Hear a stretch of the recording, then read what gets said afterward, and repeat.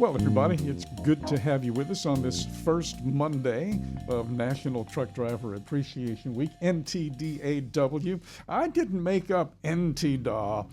Elizabeth Barna is the person who told me to call it NTDAW. I love it, though. NTDAW. NTDAW. So we are now in what we call the rapid fire half hour of Nemo Nation. At the top of the 8 o'clock and 9 o'clock hour, we give you three guests over the course of 27 minutes. Our next one is we just get a chance to talk to him for the first time on this show, and we're thrilled to have him. Ken Adamo, by the way, is Chief of Analytics and the Vice President of Strategy and Corporate Development over at DAT Freight Analytics, which, of course, means our good friend Dean Croak, is listening right now. Hey, Ken, good morning. How are you? I'm doing wonderful. How about you guys? Oh, we are great, Ken. Thank you so much for being with us right here this morning. www.dat.com, of course, is your guys' landing spot in the internet. Ken is the Chief of Analytics and the VP of Strategy and Corporate Development at DAT Freight and Analytics. And Ken, good morning and welcome. It is a good morning. Good weekend. Great weather here in Northeast Ohio. Can't ask for much more. By the way, just want to kind of dive in right now and just kind of get a sense of, what you do, introduce you to our listeners, by the way. When somebody says Chief of Analytics, what all does that encompass and what all does that include? I'm 6 years into DAT. I'm still trying to figure some of that out myself. But, generally speaking, I look after all of our analytics products, our market intelligence, data science, and just general. Anytime we're looking at the market, someone from my team is generally involved.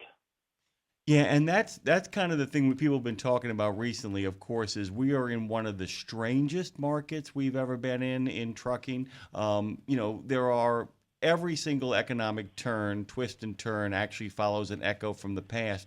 This one is a little bit different. Is that a fair assessment? What is going on right now is something that we have not seen in 50, 60, 70, maybe even 100 years. How are you guys kind of adjusting to the developments on the ground in this very interesting economy? I'll put it that way.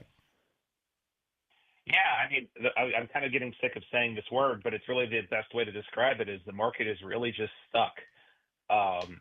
We were fully expecting this year to be a year of recovery.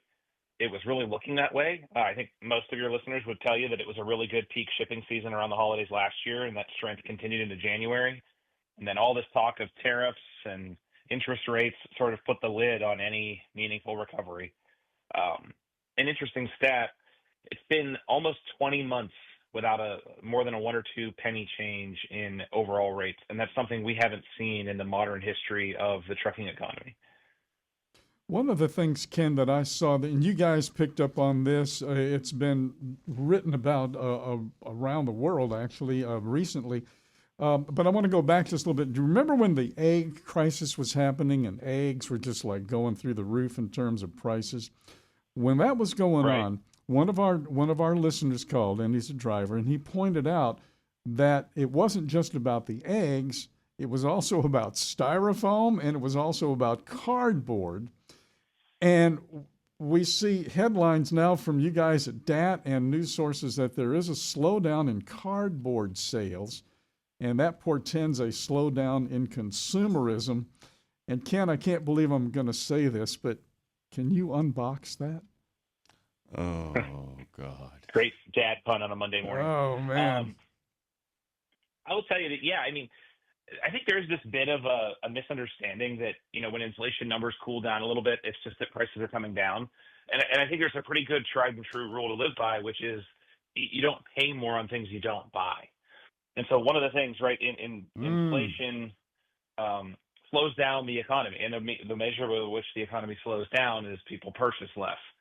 So I think that is certainly one of the compounding factors in all of it. Right, with the eggs too, we had some of the bird flu.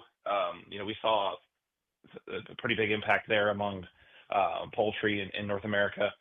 But yeah, it's just there's supply on one side and demand on the other. And as we know, supply, there's certainly trucks that are still going, small carriers still going out of business, but by and large, the capacity pool hasn't shrunk much in the last year, and we just haven't seen the demand to pull rates or volumes upwards. That's really the story. I think this is the story about demand. Demand is driven, the trucking industry demand is driven largely by consumer spending, new home construction, and a few other sectors of the economy. That really is the key to all of this, isn't it? Is the fact that what we're really seeing, because of the combination of the uncertainty over tariffs and the interest rates, has been an uncertainty over home starts. And the fact that, if we can in fact get the home economy, meaning like new home building going, that will really turn things around. But from what I understand, some new numbers, some of which you guys are actually looking at, suggest that this turnaround might not begin until 2027 now. Is that the word? Did I hear that right? Yeah, I think there's some mixed reporting on this. Honestly, I think if interest rates, we're expecting up to a 50 basis point cut, right, half of a percentage point this month. It's not just new home construction. Think about all of the economic activity when someone moves, right? You might get new furniture or new appliances. You might put some new flooring in. And people just aren't moving right now. It doesn't make economical sense, given most folks are locked in with this very attractive interest rate and home prices haven't really come down. So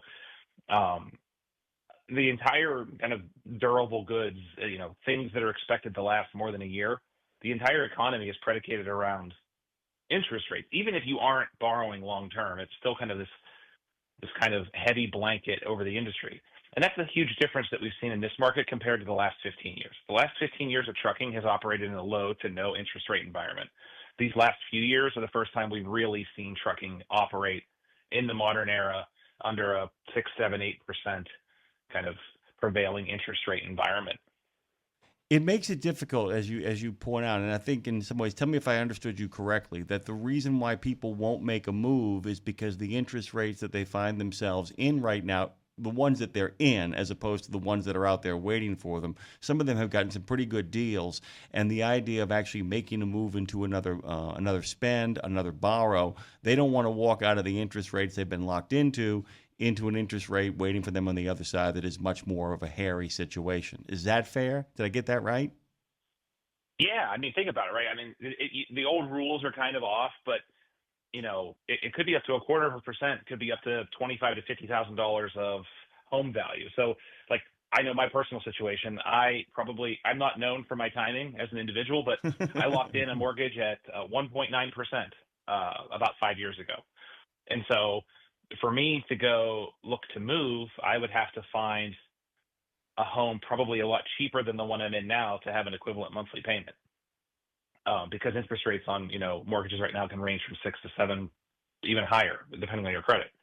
So it's when most Americans are borrowing for 30 years on their home, those interest rates can cause wild swings in monthly payments. So it makes housing a lot less affordable.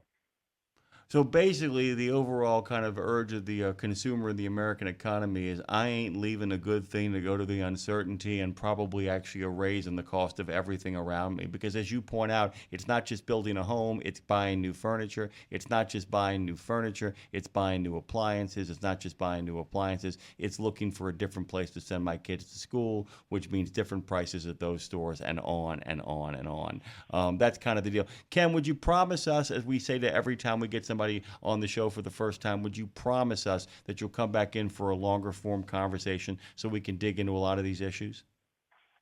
I'd absolutely love to, for sure. Ken Adamo, by the way, we are thrilled to have him here this morning on Nemo Nation. Guys, don't forget, he's the Chief of Analytics, Vice President of Strategy and Corporate Development at DAT Freight Analytics. We have a great relationship with these folks, and we're thrilled to get Ken on the air. Thank you, Ken. Best of weeks, and enjoy National Truck Driver Appreciation Week. Yes, thank you to everyone on the road. Keeping America moving. Nicely done.